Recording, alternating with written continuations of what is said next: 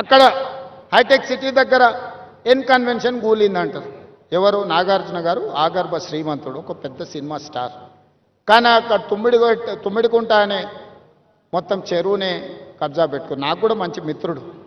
మేము అడిగి చూసినాం. వారు కొంచెం వారికి ఉన్న పాత సావాసం, పాత మిత్రుల వల్ల కొంత ఆలోచన చేసిండు.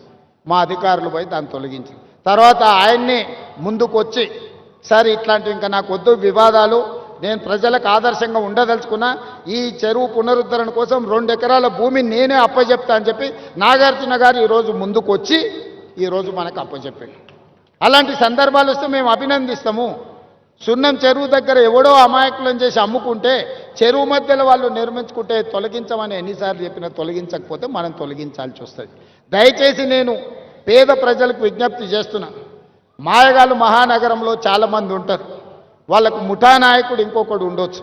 వాళ్ళందరూ కలిసి ఈ మహానగరంలో వివిధ ప్రాంతాల నుంచి వచ్చిన పేదల్ని మాయ చేసి ప్రభుత్వ స్థలాలను మీకు అమ్ముతే అగ్గోకి సగ్గోకి వస్తుందని